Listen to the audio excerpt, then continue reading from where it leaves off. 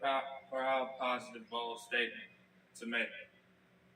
Obviously, this is the sentiment of a sheep, utterly satisfied with its owner, perfectly content with its lot in life. Since the Lord is my shepherd, then I shall not want. Actually, the word "want" is used here. Use a broader meaning than might at first be imagined. No doubt, the main concept is that of not lacking, not deficit in proper care, management, or husbandry. But as a second emphasis is the idea of being utterly contented in the good shepherd's care and consequently not craving or desiring anything more. This may seem a strange statement for a man like David to have made if we think only in terms only of physical or material needs. After all, he had been hounded and harried repeatedly by the forces of his enemy Saul, as well as by those of his own constrained son Absalom. He was obviously a man who had known intense provocation, deep personal poverty, acute hardship, and an anguish of spirit. Therefore, it is absurd to assert on the basis of this statement that the child of God, the sheep in the shepherd's care, will never experience lack or need. It is imperative to keep a balanced view of the Christian life. To do this, it is well to consider the careers of men like Elijah, John the Baptist, our Lord Himself, and even modern men of faith such as Livingstone, to realize that all of them experienced great personal privation and adversity. When he was among us, the great shepherd himself warned his disciples before his departure for glory, that in this world you have trouble, but take heart, I have overcome the world. One of the fallacies that is common among Christians today is the assertion that if a man or woman is prospering materially, it is a significant mark of the blessing of God upon his or her life. This simply is not so. Rather, in bold contrast, we read Revelation chapter 3, verse 16. You say, I am rich, I've acquired wealth, and do not need a thing, but you do not realize that you are wretched, pitiful, poor, blind, and naked.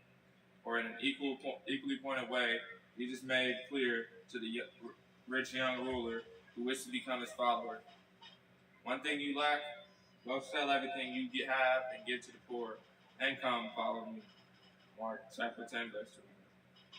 Based on the teachings of the Bible, we can only conclude that David was not referring to material or physical poverty when he made the statement, I shall not be in want. For this very reason, the Christian has to take a long, hard look at life. He has to recognize that, as with many of God's choice people before him, he may be called on to experience lack of wealth or material benefits. He has to see his sojourn upon the planet as a brief interlude during which there may well be some privation in a physical sense. Yet amid such hardships he still boast. I shall not lack the expert care and management of my master. To grasp the inner significance of this simple statement, it is necessary to understand the difference between belonging to one master or another, to the good shepherd or to be an impostor. Jesus himself took great pains to point out to anyone who contemplated following him that it was quite impossible to serve two masters. One belonged either to him or to another.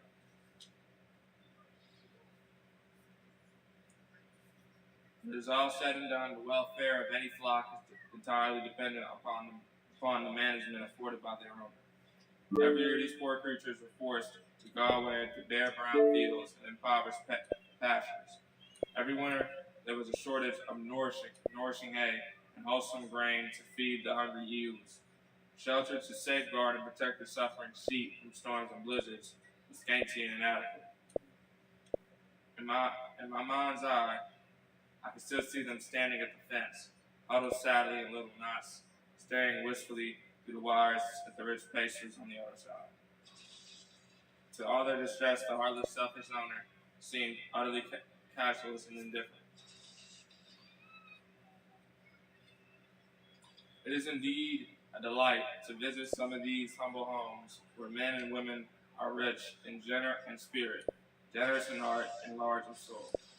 They eradicate a serene confidence and quiet joy that surmounts all the tragedies of their time. They are under God's care and they know it.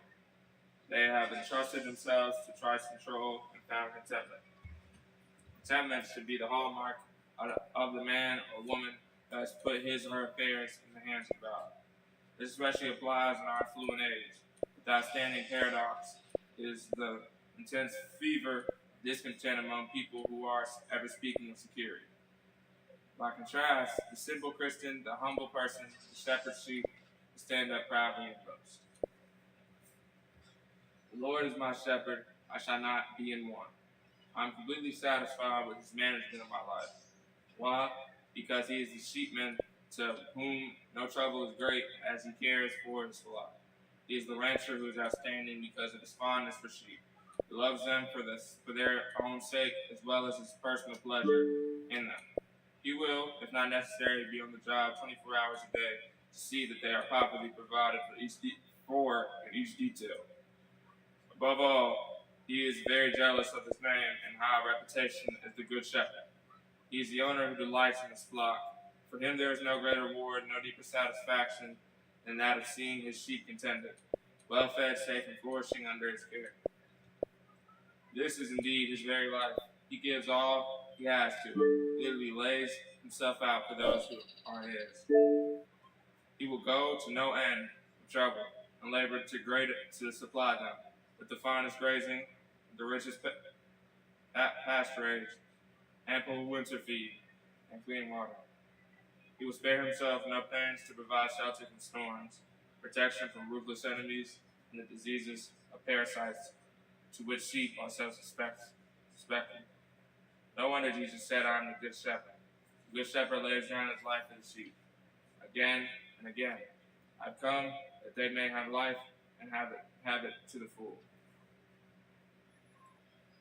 I once owned an eel whose conduct exactly typified this sort of person. She was one of the most attractive sheep I ever belonged to. Her body was beautifully proportioned. She had a strong constitution and an excellent coat of wool. Her head was clean, alert, well set with bright eyes. She bore sturdy lambs that matured rapidly. But in spite of all their attractive attributes, she had one pronounced fault. She was restless, discontent, a fence crawler. So much so that I came to call her Miss Gadigal. This one eel produced more problems for me than almost all the rest of the flock combined. Miss Gadigal was an ingrained habit. She was never contented with things as they were. Often when she had forced her way through some such spot in the fence and found a way around the end of the wire at low top of the beaches, she would end up feeding on bare, brown, burned up pastures on a most inferior sort. After putting up with her perseveredness for a summer, I came to the conclusion that to save the rest of the flock from being unsettled, she would have to go. I cannot allow one obstinate, discontented eel to ruin the whole ranch operation. It was a difficult decision to make, for I loved her in the same way I loved the rest. Her strength and her beauty and alertness were a delight to the eye. One morning, I took the killing knife in hand and butchered her. Her career of fence crawling was cut short. It was only Susan to Demilla.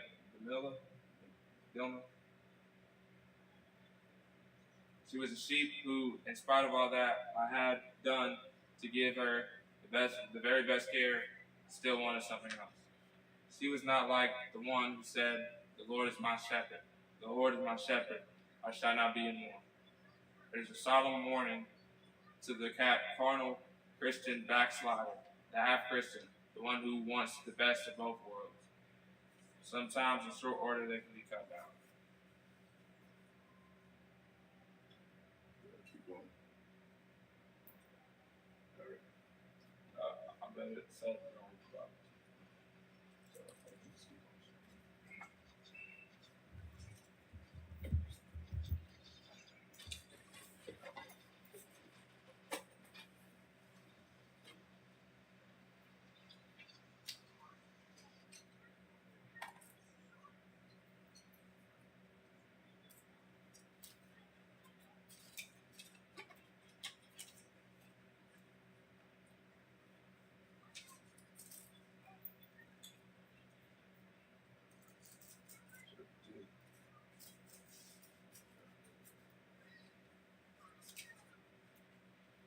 Chapter 10.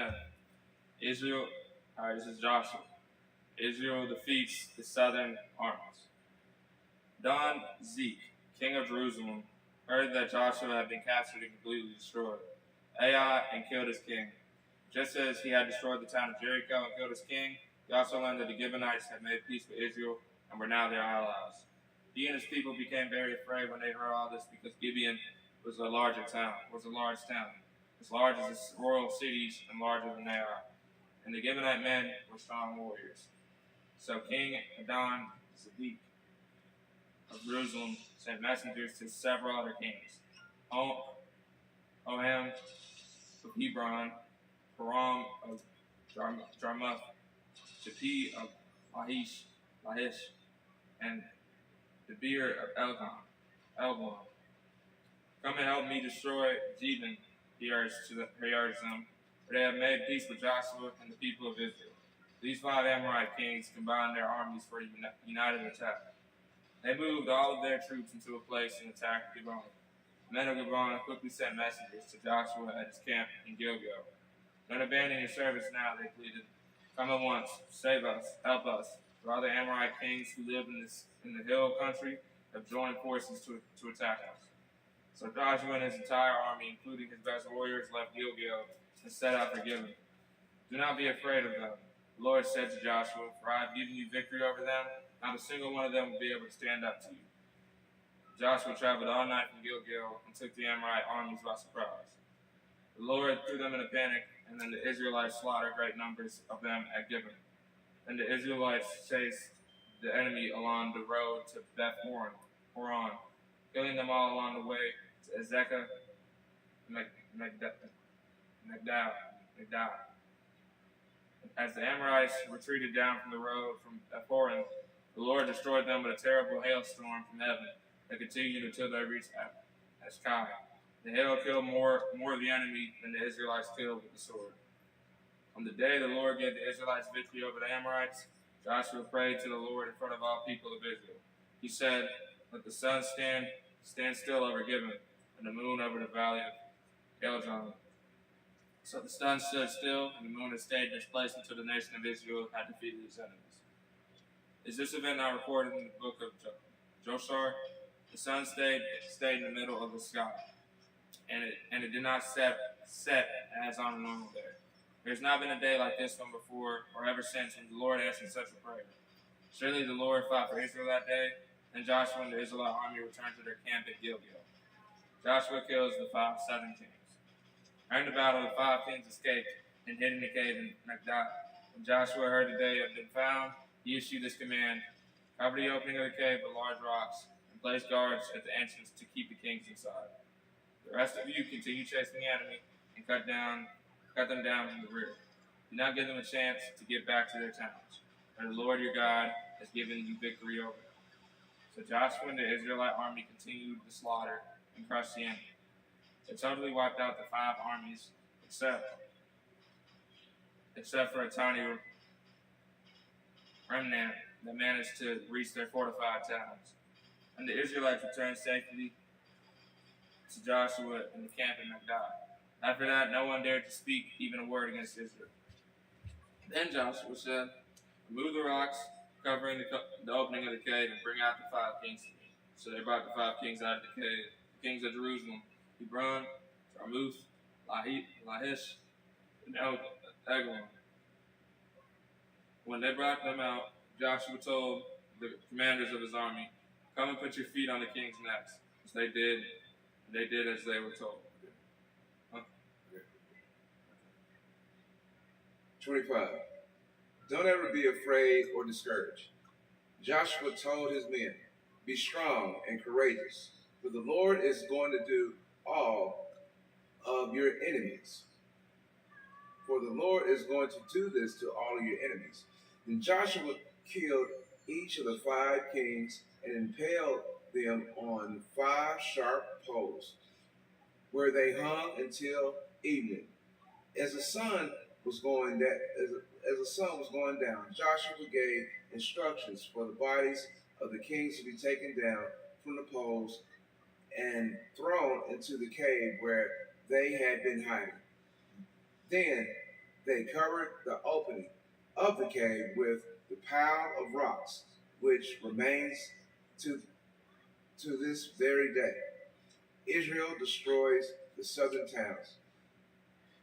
Verse 28, Joshua chapter 10. That same day, Joshua captured and destroyed the town of Makkedah.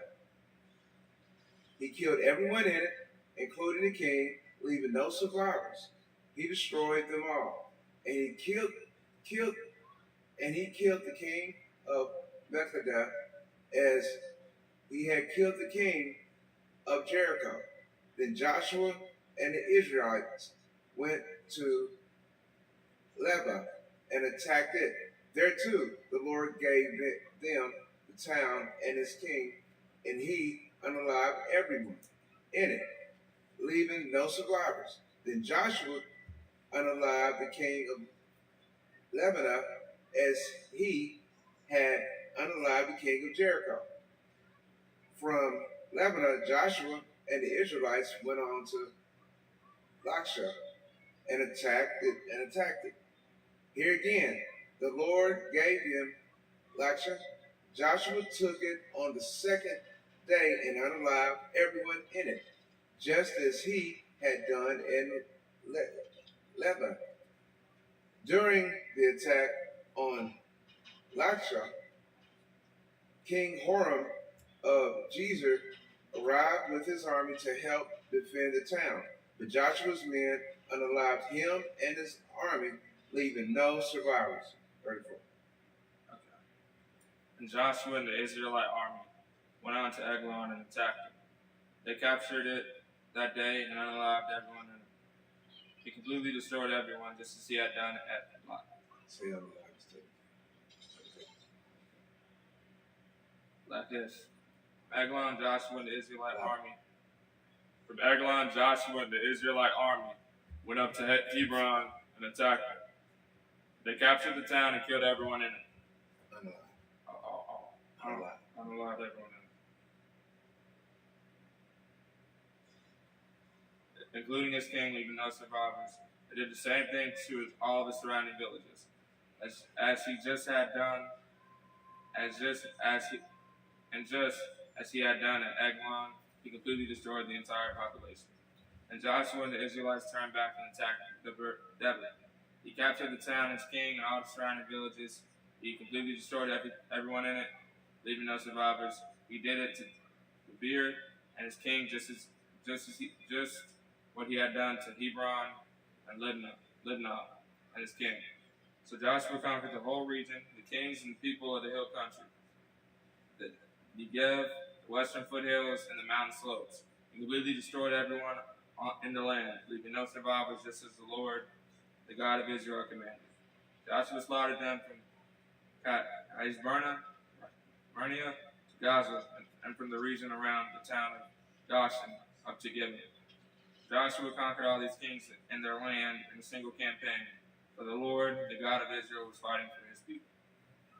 Then Joshua and the Israelite army returned to their camp at Gilgal.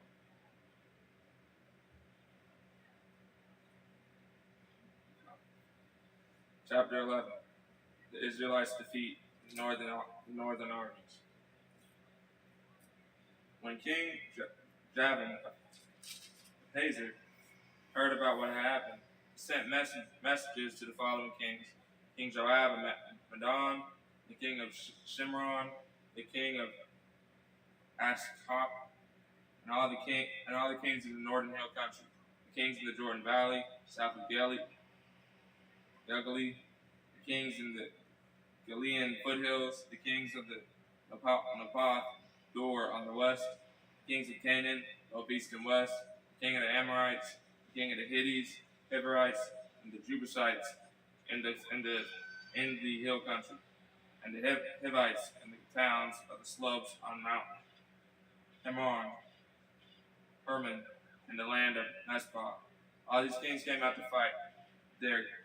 Their combined armies formed a vast horde, and with all their horses and chariots, they covered the landscape like like the sand on the seashore. The kings joined forces and established their camp around the water near Merom to fight against Israel. Then the Lord said to Joshua, Do not be afraid of them. By this time tomorrow, I will hand them over to Israel as unalive men. Then you must cripple their horses and burn their chariots. So Joshua and all his fighting men traveled to the water near Nimrod and attacked suddenly. 8. And the Lord gave them victory over their enemies. The Israelites chased them as far as greater as Sidon and Misrephoth-Maim and eastward into the valley of Mizpah until not one enemy warrior was left alive. Then Joshua crippled the horses and burned all the chariots as the Lord instructed. Joshua then turned back and captured Hazar and unalived its king. Hazar had at one time been the capital of all these kingdoms. The Israelites completely destroyed every living thing in the city, leaving no survivors. Not one single person was spared. And then Joshua burned the city. 12. Joshua slaughtered all the other kings and their people, completely destroying them. Just as Moses, the servant of the Lord, had commanded, but the Israelites did not burn any of the towns built on mounds except Hazor, which Joshua burned. And the Israelites took all the plunder and livestock of the ravaged towns for themselves. But they unalive all the people, leaving no survivors, as the Lord had commanded his servant Moses. So Moses commanded Joshua, and Joshua did as he was told, carefully obeying all the commands that the Lord had given to Moses. So Joshua conquered the entire region, the hill country, the entire Negev, the whole area around the town of Goshen, the western foothills, the Jordan Valley, the mountains of Israel, the Galilean foothills. The Israelite territory now extended all the way from Mount Alec, which leads up to Seir in the south, as far as Bilgad at the foot of Mount Hermon,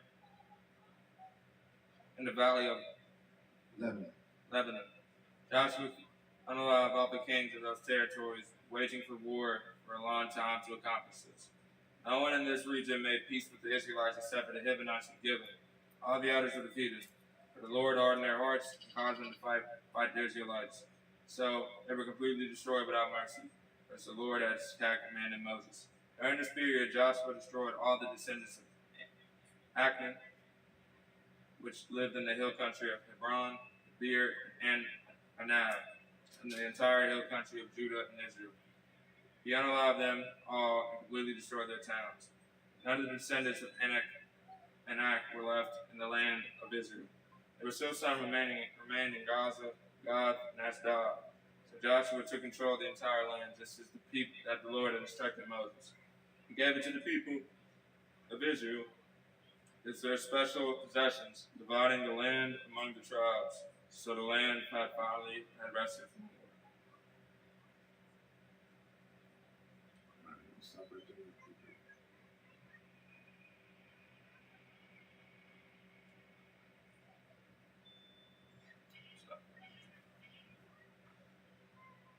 All right, everybody, that was Joshua chapter 10, all the way to chapter 11. We'll reconvene tomorrow. Y'all have a good night. I'm blessed all.